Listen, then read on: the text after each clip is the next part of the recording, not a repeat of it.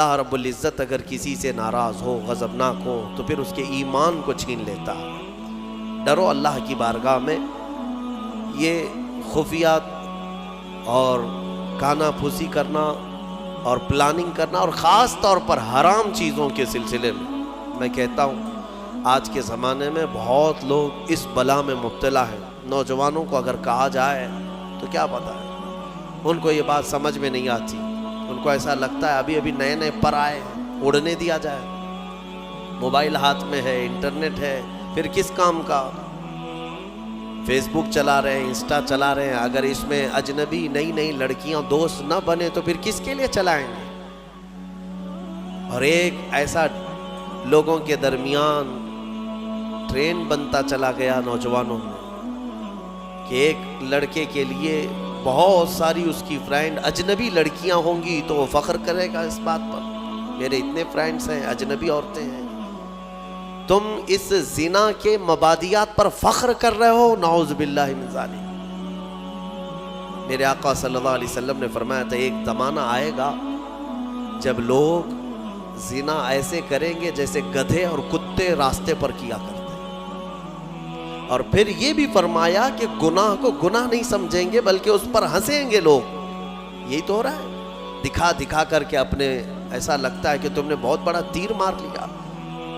حضرت عثمان غنی رضی اللہ تعالیٰ عنہ خطبہ دے رہے تھے جمعہ میں، خطبہ دیتے دیتے آپ نے پکار لیا، کیا ہو گیا آج لوگوں کو کہ لوگ زنا کر کے سیدھے مسجد میں آ رہے ہیں؟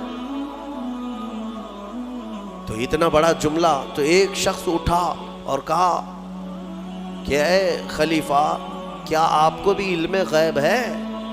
آپ یہ بات کیسے کہنے لگ گئے؟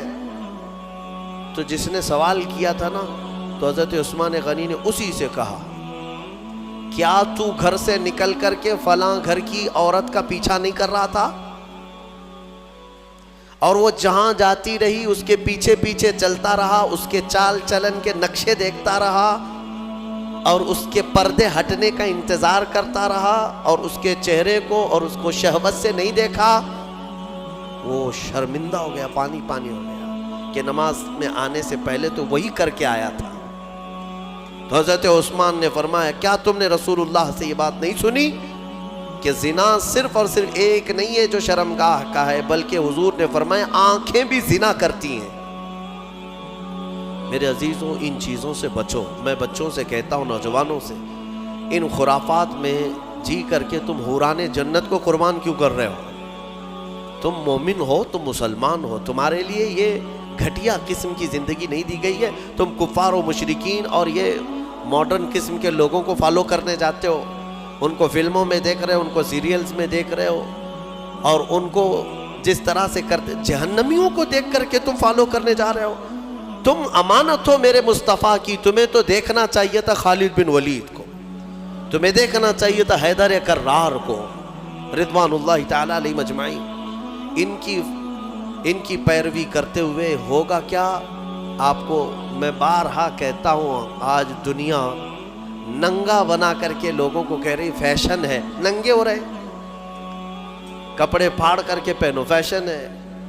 مرد کو جو ہے بالیاں پہنا دیں، نتنی پہنا دیں، چوڑیاں بھی پہنا دیں، بچا کچھ بھی نہیں ہے، اور وہ فیشن ہے۔ چوٹی بھی رکھ لیا، بالیاں بھی پہن لیا، نتنی بھی پہن لیا، چوڑیاں بھی پہن لیا، اور اس کے بعد وہ فیشنیبل آدمی ہے، فیشن ہے۔ اور عورت کو بیب کٹ ہے، اس کے بال ہی مڈا دو، اس کی ساری چیزیں، اور اس کو بالکل پینٹ شرٹ پر لے کر آؤ کہ پتہ ہی نہ چلے کہ بابا ہے کہ بیبی ہے، پتہ نہ چلے۔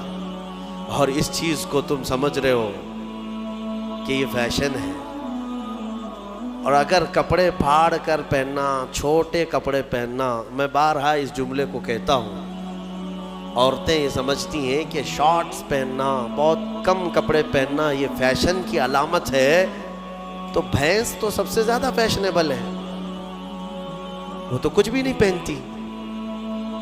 گائے، یہ سب تو بہت فیشنیبل ہے کہ کچھ نہیں پہنتی۔ اگر ننگا ہونا ہی فیشن ہے تو جانور اچھا فیشن کرتے ہیں، تم کو اندازہ بھی نہیں، یہ جانوروں کی زندگی پر تمہیں لایا جا رہا ہے، تم فیشن کہہ رہے ہو اس کو۔ انسان وہ ہے کہ زمین پر چلے تو شرم و حیا کا پیکر بن کر کے چلے۔ میرے عزیزوں، یہاں پر یہ جو نجوہ کی بات آئی اس کو میں آپ کے سامنے رکھا، اور مجلس کے آداب اللہ تعالیٰ فرماتا ہے وَإِذَا قِيلَ لَكُمْ تَفَسَّحُوا فِي الْمَجَالِسِ فَافْسَحُوا يَفْسَحِ اللَّهُ لَكُمْ، جب تم سے کہا جائے مجلس میں کسی آئے ہوئے مومن بھائی کے لیے جگہ دے دو تو جگہ دے دیا کرو۔ اللہ فرما رہا ہے کوئی بعد میں آیا محفل میں تو جگہ دینے کے لیے اگر تم سے کہا جائے تو جگہ دے دو، کیا ہوگا؟